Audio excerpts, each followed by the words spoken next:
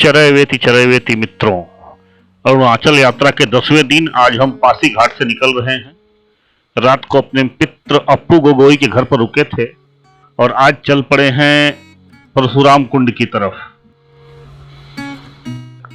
आज मुझे कहीं पहुंचने की कोई जल्दी नहीं है क्योंकि मेरे पास बहुत समय है। आज शाम तक मैं परशुराम कुंड आराम से पहुंच जाऊंगा। फिर कल मेरे पास पूरा दिन है और परसों मैंने रिजर्व दिन रखा है जो कि मेरे किसी काम नहीं आने वाला, क्योंकि कल शाम तक मैं जागुन पहुंच ही जाऊंगा जहां पे मुझे बाइक रखकर आगे की यात्रा ट्रेन से करनी है। फिलहाल हम बस स्टैंड चौराहे पर पहुंचे हैं जहां से मुझे दाहिनी तरफ मुड़ना है और अभी भी मैं उसी रास्ते पर चल रहा हूं जिस रास्ते से कल आया था। थोड़ा आगे जाकर मुझे दाहिने मुड़ना होगा जो कि मुझे ब्रह्मपुत्र के उस पार ले जाएगा और आगे रोइंग, तेजू और भगवान कृष्ण की ससुराल भीष्मक नगर होते हुए आगे बढ़ना होगा।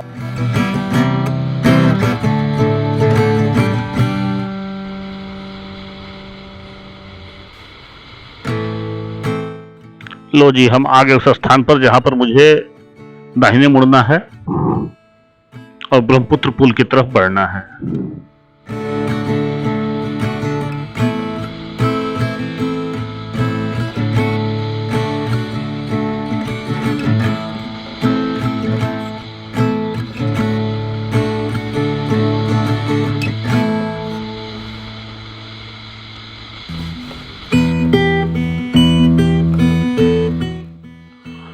और अब हम आ पहुंचे हैं महाशक्तिशाली ब्रह्मपुत्र के पुल पर। आप पुल के नजारे लीजिए और हम आगे बढ़ते हैं।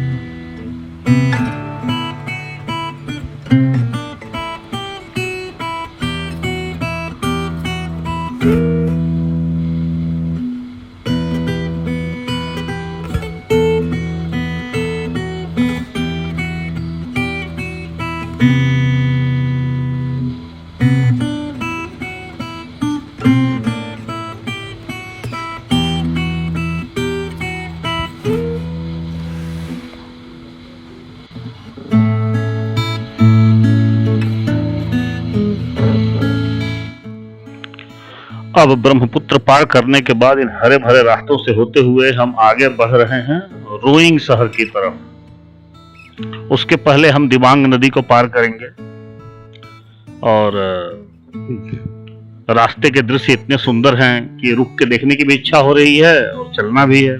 अब हम दिबांग नदी के किनारे खड़े हैं। एक्चुअली नदी के किनारे ही एक छोटा सा ढाबा था, वहां जाकर भोजन के बारे में पता करने पर उसने कहा बनाना पड़ेगा। मैंने कहा बना भाई, अपने को भी कौन सा समय की कमी है। वो भोजन बना रहा है और मैं दिबांग नदी का आनंद ले रहा हूं। चलिए कुछ बढ़िया सी फोटोबाजी करते हैं।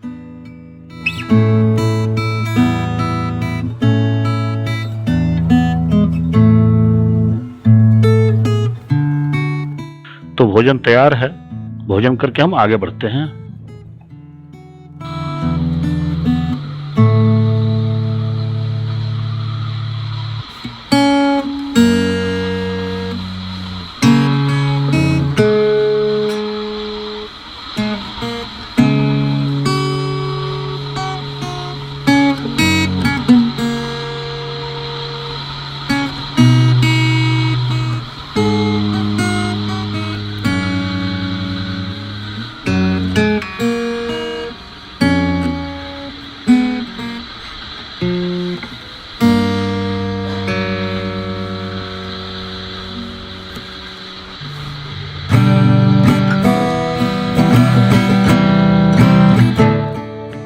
अब हम आ पहुंचे हैं रोइंग। रोइंग एक ठीक ठाक कस्बा है, जिला मुख्यालय है, लेकिन हम कस्बे के अंदर न घुसकर बाहर ही बाहर निकल रहे हैं क्योंकि हमें रोइंग शहर में कोई दिलचस्पी है नहीं, क्योंकि लंच कर चुके हैं और आगे बढ़ते जाना है। अब आगे है भीष्मक नगर। भीष्मक नगर यानी भगवान कृष्ण की ससुराल और रुक्मिणी का मायका। भीष्मक नगर से ही भगवान रुक्मिणी का हरण किए थे, आज की भाषा में कहे तो भगा लाए थे।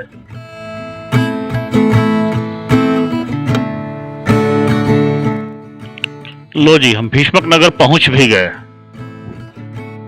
सामने बोर्ड लगा हुआ था state bank of India Bhishmak Nagar branch. सामने मकान दिखने शुरू हो गए हैं। ये भी छोटी सी जगह है, लेकिन यहाँ पे पुरातत्व विभाग की एक साइट है जहाँ पे कुछ खंडहर हैं। लेकिन पुरातत्व विभाग की चीजों में मेरा कोई दिलचस्पी तब तक नहीं है जब तक उसको ठीक से मेंटेन न किया जाए, इसलिए हम उसको बाईपास करते हुए आगे बढ़ रहे हैं।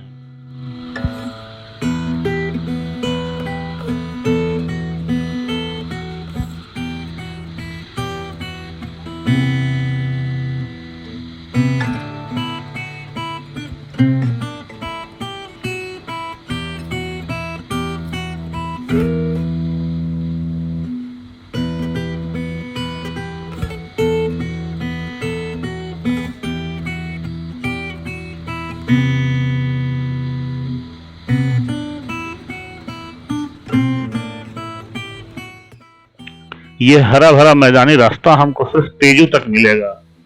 तेजू के बाद फिर से पहाड़ियां शुरू हो जाएंगी, लेकिन जब तक बढ़िया मैदानी रास्ता मिलता तब तक तो हम गाड़ी भगा ही सकते हैं, आगे जाकर स्लो तो होना ही है।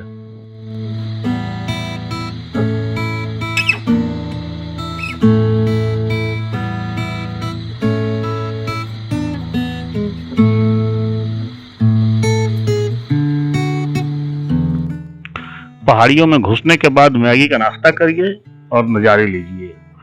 देखिए लोहित नदी कितनी धाराओं में होकर बह रही है और इतने शानदार दृश्य फोटोग्राफी तो बनती है।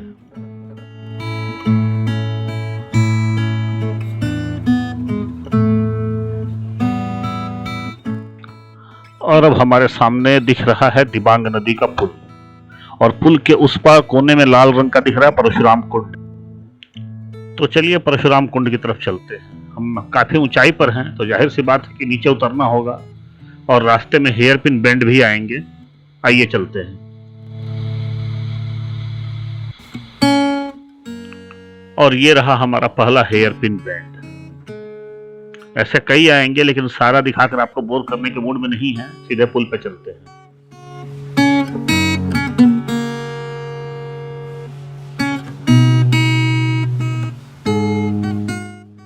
तो हम पुल पे हैं और हमारे नीचे गरज रही है ब्रह्मपुत्र की सहायक दिबांग नदी।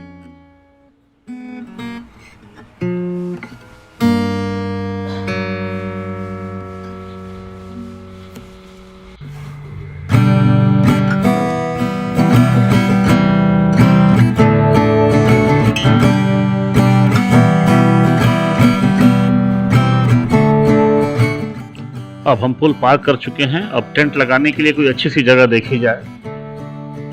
खाना तो जो खाना है खा ही चुके हैं, अब यहाँ पे खाना मिलने की कोई आशा लग नहीं रही है। आइए देखते हैं ये रास्ता कहाँ जाता है और ये लोग क्या बताते हैं।